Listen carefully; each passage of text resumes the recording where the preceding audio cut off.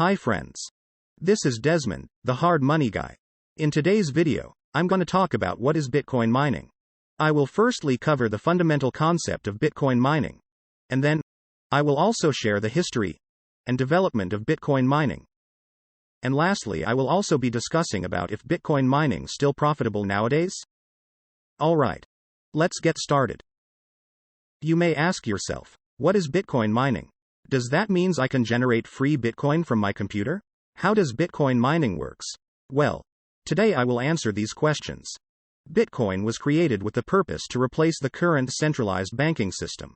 This means that in the Bitcoin ecosystem, we can transfer money from one account to the other without any central authority, like banks. Not sure if you have encountered such situation before, where your bank rejected your fund transfer in the past, especially for international wire transfer, and even questioning you a lot for the purpose of the transfer? Well, we have no choice but to answer to the bank queries on the transfer, because the bank has the power to not to process your money transfer, and the bank is the only one who is allowed to update the ledger that hold the balances of everyone in the banking system. So, there comes the savior, the Bitcoin system, which is a decentralized ledger system that allow anyone to be the banker, to update the decentralized ledger by writing the next page of Bitcoin transactions on the Bitcoin blockchain. So those who become the bankers in the Bitcoin system are called the Bitcoin miner, and the miner is just a person with a computer that runs a Bitcoin mining program on it. And that's called Bitcoin mining. Well, there is no free lunch in this world, nobody willing to be the Bitcoin miner if there is no incentives to reward them.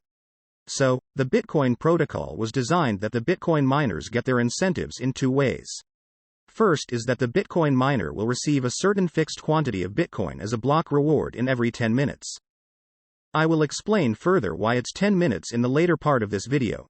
The second is the miner will get the transaction fees which were attached to the transaction block. So, what pops out in your mind maybe is that can I be the miner and get all the fixed quantity of Bitcoin as block reward in every 10 minutes all the time? I'm going to be super rich in no time by becoming a Bitcoin miner? Well, not as simple as that. Before you can get the block reward, all you need to do is to guess a random number that solves an equation generated by the system. And the guessing is all done by your computer. The more powerful of a computer you have, the more guesses you can make per second, therefore increasing your chances of winning this guessing game. If you manage to be the first miner to guess it right, you will earn Bitcoins and get to write the next page of Bitcoin transactions on the Bitcoin blockchain. Your mining program will determine which of the current pending transactions will be grouped together and put into the next block of transactions. Compiling this block represents your moment of glory, as you have now become the temporary banker of Bitcoin who gets to update the Bitcoin transaction ledger known as the blockchain. The block you've created along with your guessing solution is sent to the whole Bitcoin network so that other computers will be updated at the same time. Of course, the miners with more computing power will succeed more often. However, due to the laws of statistical probability, it is highly unlikely that the same miner will do so every time. Now, I guess you already know what Bitcoin mining is. Remember the 10 minutes block reward I mentioned earlier? You may ask why is it 10 minutes but not anything longer or shorter than 10 minutes? It's actually the Bitcoin system designed by Satoshi Nakamoto, who invented Bitcoin. Satoshi Nakamoto crafted the rules for mining in a way that the mining difficulty has the self-adjusting ability based on the accumulated mining power that the network currently possesses. So that on average, a new Bitcoin transaction block will always be created in every 10 minutes. For example, the higher the current number of miners mining powers in the network, the harder it is to guess the answer to the mining math problem, hence causing the weak miners to quit the guessing game to a sweet spot where the duration to guess the mining math problem correctly to be at average 10 minutes. Same for the other way round. The lower the current number of miners mining powers in the network, the easier it is to guess the answer to the mining math problem, hence attracting more miner to join the guessing game, to a sweet spot where duration to guess the mining math problem correctly to be at average 10 minutes. This type of self-adjusting mechanism created some sort of an arms race to get the most efficient and powerful miners as soon as possible. Not only that, this is also to ensure the system create a steady flow of new bitcoins to the system, so that this is also to keep inflation in check. If you find this video helpful for you so far, please do help to hit the like button and subscribe to my channel. Now, we will talk about the history and the development of Bitcoin mining. How does Bitcoin mining evolves along the way since Bitcoin system was created? When Bitcoin first started out, there weren't a lot of miners out there. Satoshi Nakamoto, the inventor of Bitcoin, and his friend Hal Finney, were some of the example of few early adopters who involved in mining Bitcoin back at the time with their own personal computer. Yes, you heard it right, by using personal computer like CPU, was enough to mine Bitcoin back in the early days of Bitcoin in 2009. This is because the mining difficulty was low at that time. There were very little miner at that time. However, when Bitcoin's value started to catch on, it attracted more and more miners to participate in Bitcoin mining, therefore pushing the Bitcoin mining difficulty level to get higher and higher every year. You can take a look at the Bitcoin mining difficulty chart from the beginning until today. So, Bitcoin mining was started off with just CPU. However, as when a higher processing power is required to mine Bitcoin, and therefore people gradually moved look for GPU to do Bitcoin mining. GPU is a short form of the term graphics processing unit, which is a special component inserted into computers to carry out more complex calculations. GPUs were originally intended to allow gamers to run computer games which requires intense graphics requirements. And because of their architecture, GPU became popular in the field of Bitcoin mining around the year of 2011. So people started to use them to mine Bitcoins as the mining power of one GPU equals approximately 30 CPUs. Then, another evolution came later on with FPGA. A mining FPGA is a piece of hardware that can be connected to a computer in order to run a set of calculations. And they are just like GPU but with even faster processing speed. They are 3 to 100 times faster than GPU. Then, around 2013, a new breed of miner was introduced, and they are the ASIC miner. ASIC stands for Application Specific Integrated Circuit, and these were pieces of hardware manufactured purely for the purpose of mining Bitcoin. Their function was hard-coded into the machines. ASIC miners are the current mining standard. Even though they started out in 2013, the technology evolved in a very fast pace and new, more powerful miners were coming out every 6 months. So, this is how the Bitcoin mining evolved from the past until today. However, since so many miners have joined in the past few years, it's almost impossible to mine Bitcoin alone. Let's say right now you're just enter the Bitcoin mining game, you're gonna face against some heavy competition. Even if you buy the best possible miner out there, you're still at a huge disadvantage compared to professional Bitcoin mining farm like these.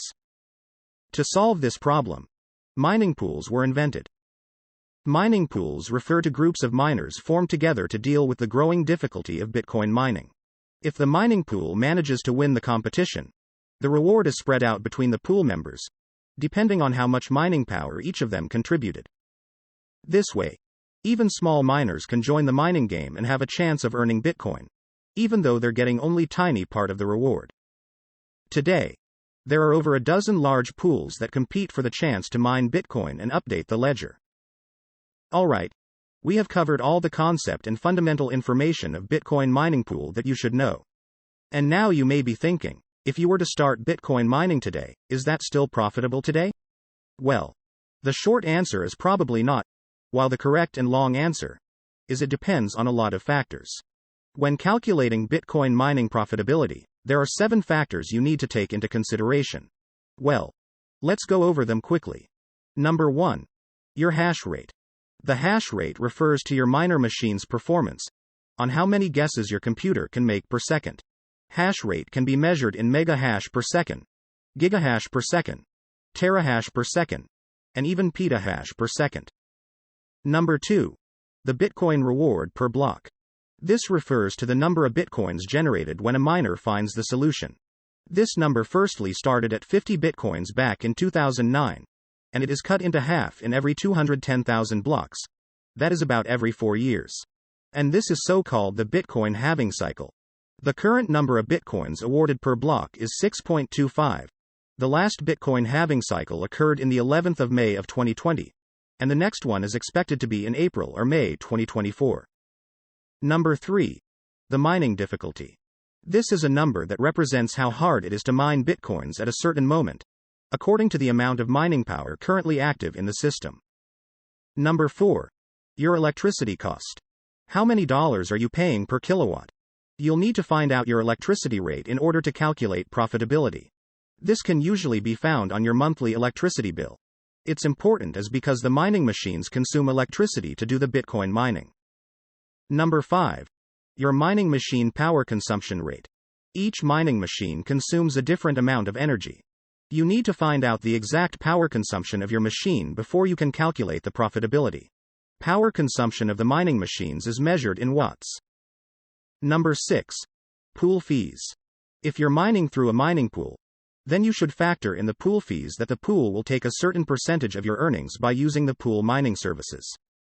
Number 7. The Bitcoin's price. Since no one can predict Bitcoin's price in the future, it's quite challenging to forecast if Bitcoin mining will be profitable.